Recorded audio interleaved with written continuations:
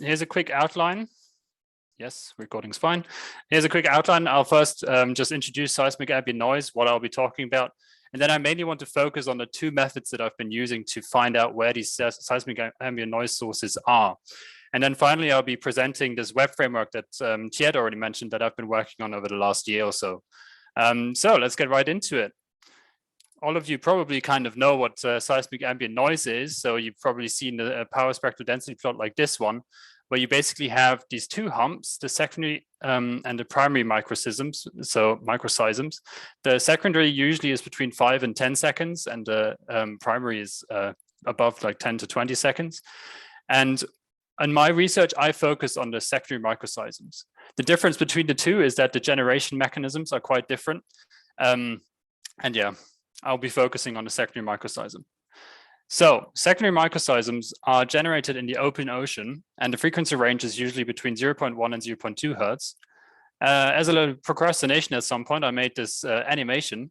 So the way this secondary microcysms are generated is when two ocean waves travel in opposite directions and overlap, which in turn creates a pressure wave that moves down to the ocean bottom, which then creates seismic waves, so tiny seismic waves, which means if you have higher waves, higher overlapping waves, you get stronger sources. So for example, with storms and other high wave events anyway. So how do we study this? In my research, I focus on seismic noise cross correlations. And what I want to quickly show you here is that, so if you have a homogeneous distribution, we say these two triangles here, they're the stations, then there's a medium with noise sources. If it's homogeneous everywhere, we would expect to have a symmetric cross correlation.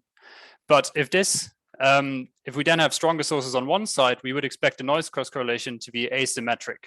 So if it's to the right of the station pair, we would mainly see a signal on one of the lag sides of the cross correlation.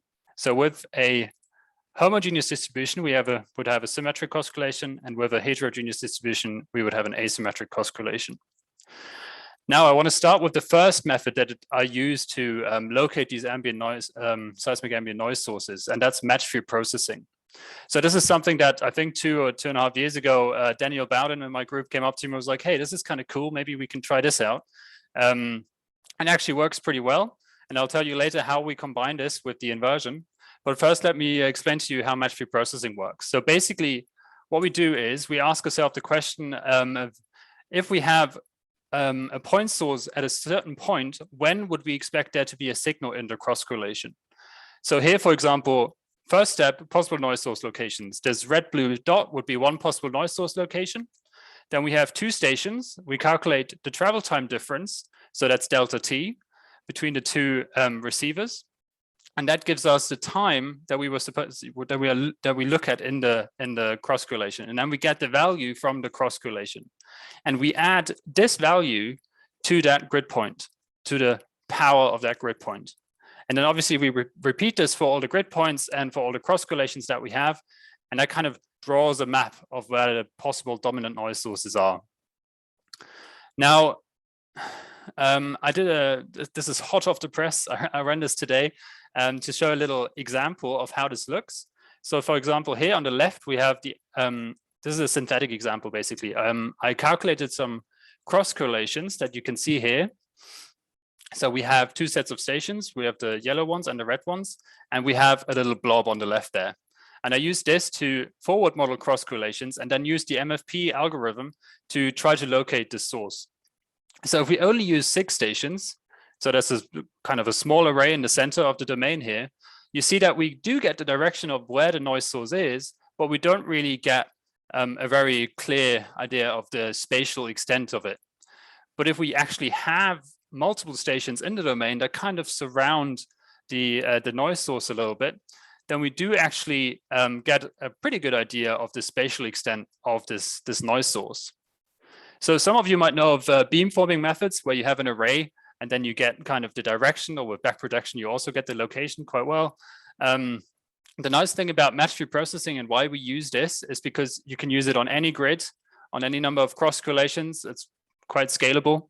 And because what I do is usually on a global scale, it's very good that we can have these sources within the arrays within our stations and get a pretty good idea of where the dominant noise sources are.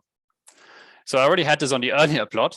One little trick that we do, instead of taking the value of the actual cross correlation, we take the value of the square envelope of the cross correlation. This helps kind of to resolve the noise source structure, because by squaring it, we kind of increase the signal to noise ratio. And then we also do another little trick where we ignore everything in the cross correlation below 2 times the standard deviation.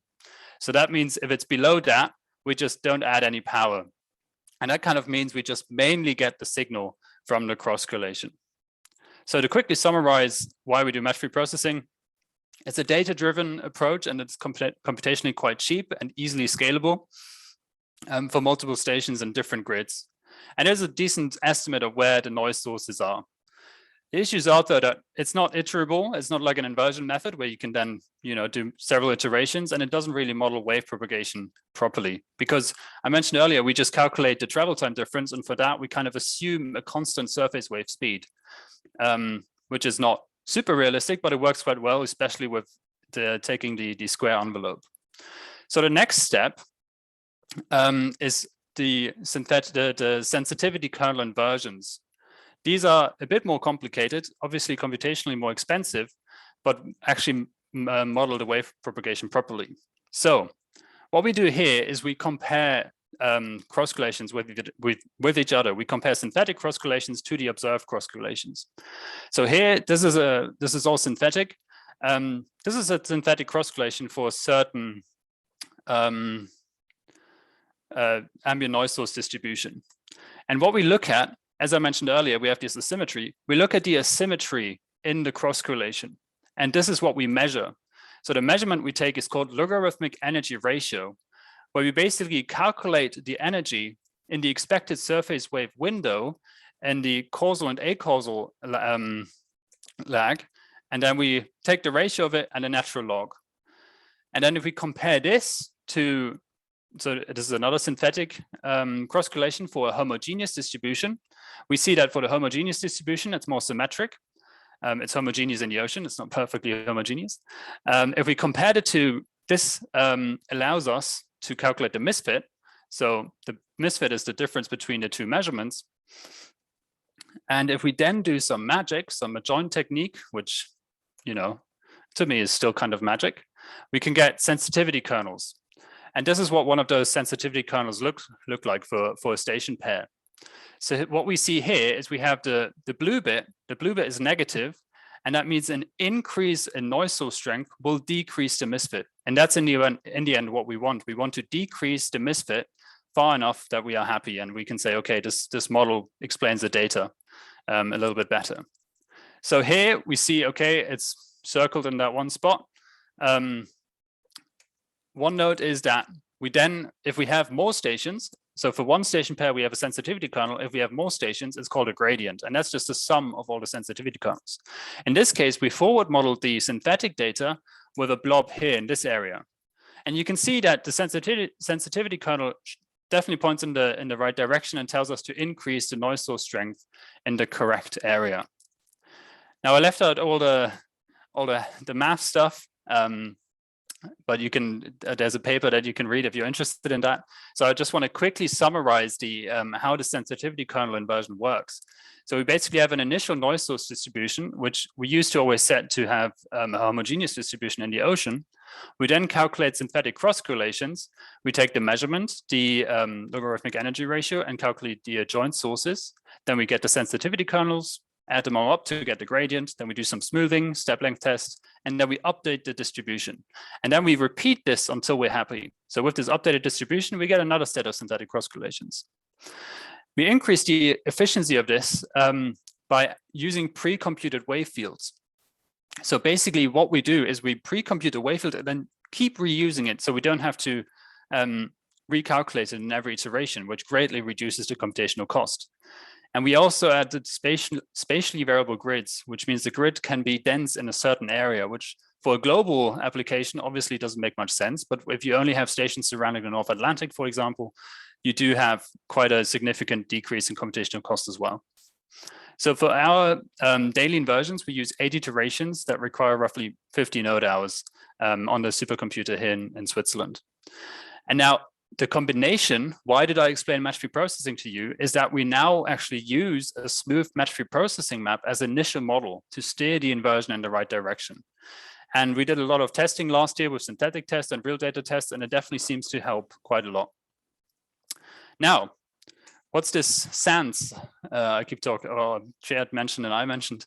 It's this web framework that I've been working on. SANS stands for Seismic Ambient Noise Sources. And it's basically a web framework where we do daily inversions for these seismic ambient noise sources on a global scale or regional to global scale. And these are computed every morning for the previous day. So you see this little plot here where at 4 a.m. every morning, there's an automatic run command to PIT-STAIN, that's the supercomputer here, where the data is then automatically downloaded, processed, cross-correlated, and then we do the match-free processing and the ambient seismic noise source inversion. And once that is all done, we plot the output, we copy the results from PIT-STAIN to a server here, and then we present it on the SANS website.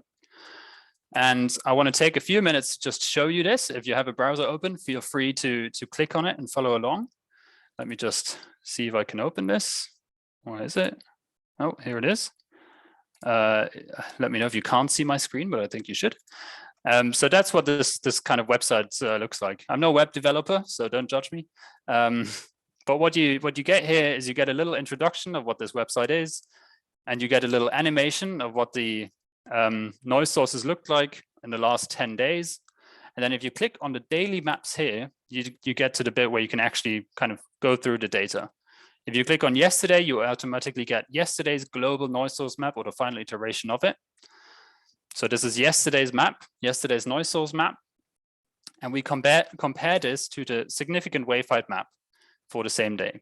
Now, if you remember the animation from the start, the wave height map does influence where the noise sources are, but it doesn't directly correlate. There's other factors that come into play here, but it's a good kind of reference to know where the activity was during that day. And it's kind of nice to see that most of the time I'd say that it actually looks like everything's in the same area, and it does seem to be working kind of well. And there's some buttons that are added, so you can go on previous day, and then you can just kind of scroll through all the days and look at them. And then we also run not just for a global, so let me just click on this plot. You see all these green triangles. This is all the stations we use. And for certain days, sometimes you barely get any data. For example, US array data somehow isn't available, or maybe there's an earthquake, then we can't really use the data, and that's all taken out. So for some days, you don't get such good maps in a way because you have a lack of data. On the website, you also have a little science section. Here's my face for a YouTube video, and these animations that I showed you as well. Exactly, and then resources where we provide some code for you can utilize these maps. You can download them if you go on daily maps and scroll all the way to the bottom. You can actually download all the inversion files, or you can bulk download the final maps. And if you go on the contact thing, here's my face again. Just you feel free to contact me at any time. Now, a little trick, if you go on, I realized this at some point, don't tell this to anyone, but if you remove, if you click on the plot and then just remove the last bit, you can actually see more data from the inversion. This is all you get when you download one day, one inversion day, basically. You get all the iterations and you get a lot more plots. For example, you get a misfit versus iteration. You can see, okay, for that day, we've reduced the misfit by 50%, well, 48.86, roughly 50%. It's good to know. And you get a few more other plots. So that's basically the web framework. Let me conclude. Basically, what we did here is we combined these two methods, so the match-free processing and the sensitivity kernel inversions, to kind of improve the inversion, steer it in the right direction. And also, it's good to have a first map that is in roughly the right area, because then even if the inversion kind of goes awry and does something wrong, you can always use the first map with the match-free processing, and it's a good estimate. And we do these inversions on a daily basis. and present them on the web framework. We hope that this could improve ambient noise tomography methods, because sometimes in ambient noise tomography you see changes in the waveforms, and it's not entirely sure if these are because of changes in the subsurface or maybe changes to the background noise. So if you want to learn more about the inversion, this is all based on work that Laura and Andreas did, and other authors before.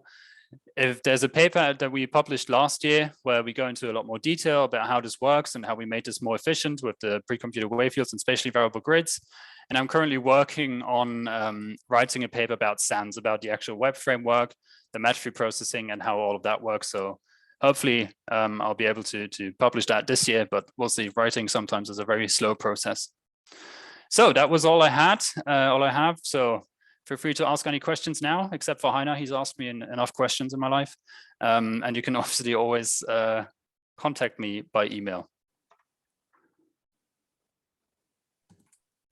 Thanks a lot, Jonas, for this very nice presentation. Hold on, let me quickly, I can't see you guys. Let me just quickly unshare. See you at least. Yeah. So we have quite an audience today with 30 people. That's nice. So would like to ask if there are any questions around. So if you have a question, please use the raise hand button and give your question to Jonas.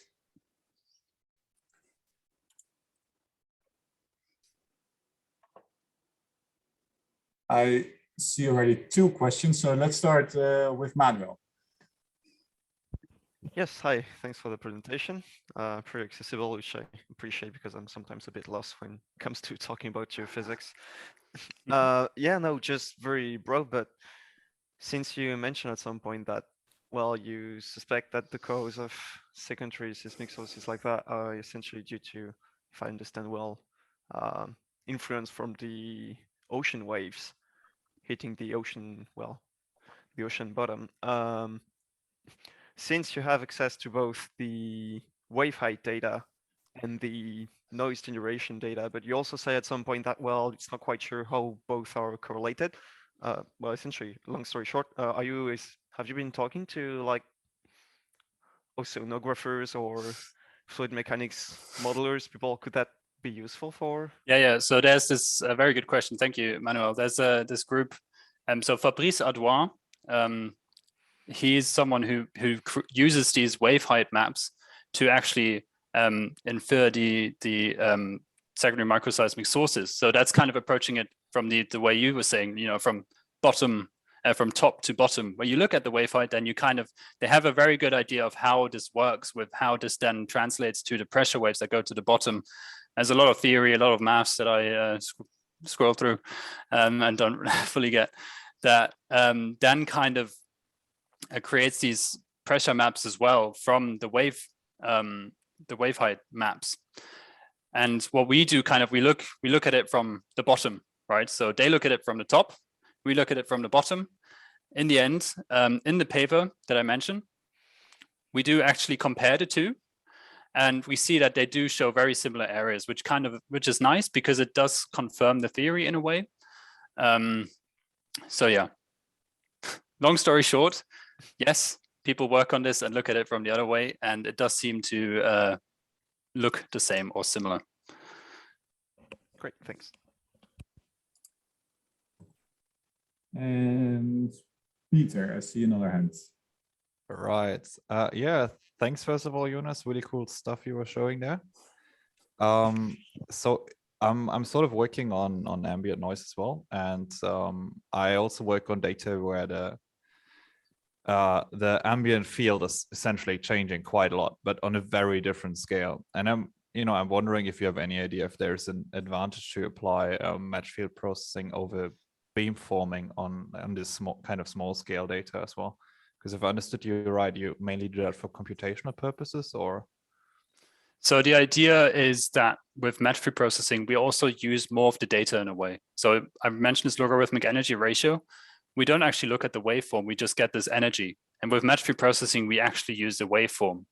So it's a good way of introducing more information to the inversion workflow as well.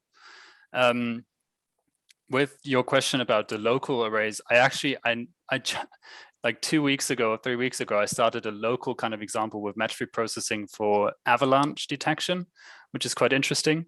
But I must admit that with the beamforming, I've never done it properly. So I can't really tell you advantage, disadvantage between the two. Matchfield processing, I think, is useful if you have sources within an array and kind of have a very, kind of for a simple setup where you have a velocity or something. I think it's pretty good to get a rough idea of where the dominant noise sources are. Obviously, there's a lot of drawbacks. You can make Matchfield processing a lot more complicated. You can basically, so this is what Daniel Bowden in the group, he published a paper last year, I believe, where they compared this Matchfield processing to the inversion, and they showed if you make Matchfield processing complicated enough, it's basically inversion. So that's why we keep it really simple. You just have one velocity. And I think for the local stuff, so for example, the avalanche stuff, we just had tried it out. You had an array, it's basically an array in a valley. You have avalanches on the hills. And with Matchfield processing, you do get really, because it's really quick and efficient, you get within a few seconds of having the cross correlations, you just get a direction of where it is. And I think if you had stations surrounding the mountain in a way, you'd probably get a better idea of where it is. But yeah, sorry, I can't fully answer your question because I'm no expert on beamforming. But yeah. Right, super, thank you. I actually also have a question. What is actually the maximum time resolution one could get with this method, and more like daily scale, hourly scale? I think that's more of a question of how much data you need to get a good signal to noise ratio. So right now for these daily cross correlations, it's kind of I don't really look at my data anymore. It's all automatic, it's downloaded, processed, cross correlated, and then runs the inversions, and I look at the maps. But obviously I did look at the cross correlations, and even with a day, sometimes it's quite a struggle to see a strong signal. So if you go down to an hour, it'd be even more of a struggle. We use windows, 1 or 2 hour windows every day, and stack them to get a better signal to noise ratio. If you do have a strong signal, if you have 1 hour where you have a really strong signal, yes, you can definitely use it. So it's more a question of how much data you need for good cross correlations rather than the method itself. The method could definitely deal with different time frames. Okay, great.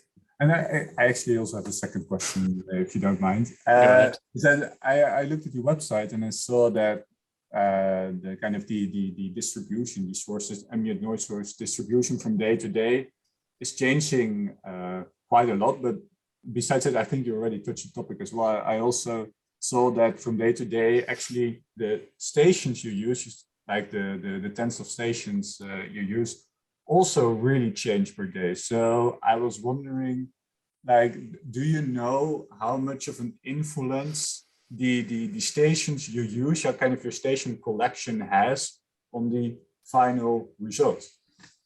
Yeah, it's a very good question. That's something we haven't really quantified, and it's kind of tough to quantify. What I introduced on the website is a little note that says if there's less than 500 cross correlations, be careful. It's not that great probably.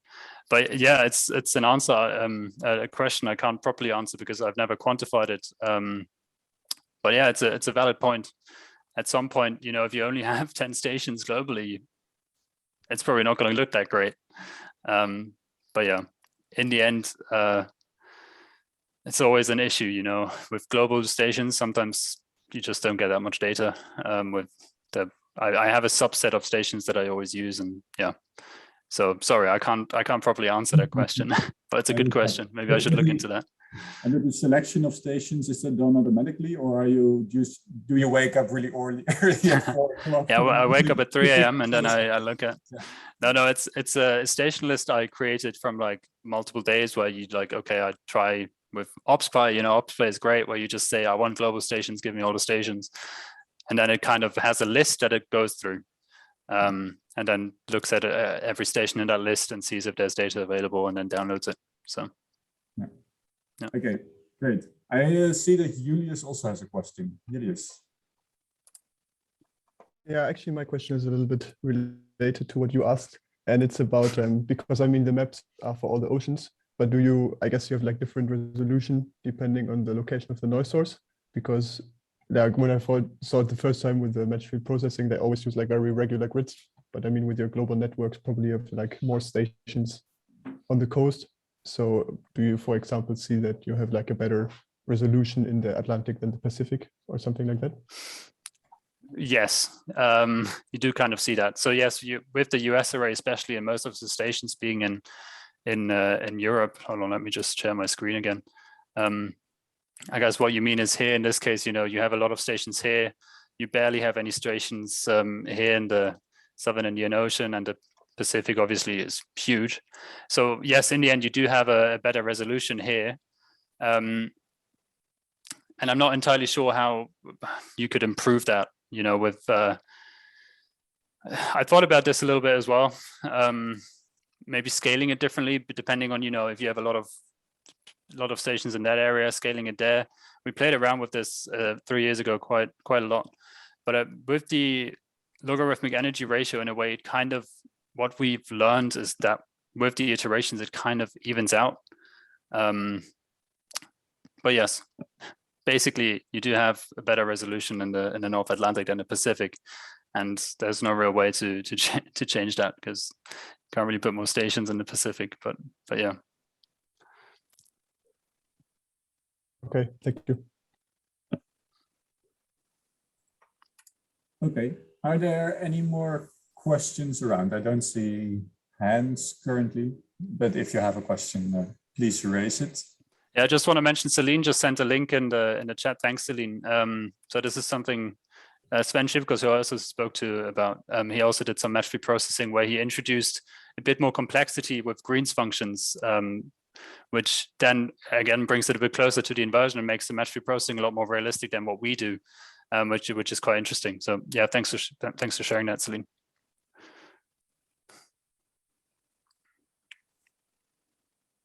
Great. Are there any questions around? I don't see them. Because otherwise, first of all, I want to thank Jonas, of course, for this very interesting seminar. And then afterwards, would like to invite everyone in the Gather Town, where we can chat a little bit more informally. And the link of that Gather Town world is provided in the same invitation email as this Zoom link. So then, again, I would like to thank Jonas. And yeah, thanks for inviting me as well, and thanks for all the questions. It's always very interesting to hear other people's input, because if you sit in a room all alone all day, suddenly you don't have any other input. So thanks. Yeah, no, thanks a lot, and for the people who want, see you in Gather Town. Thanks a lot. See you soon. Bye bye.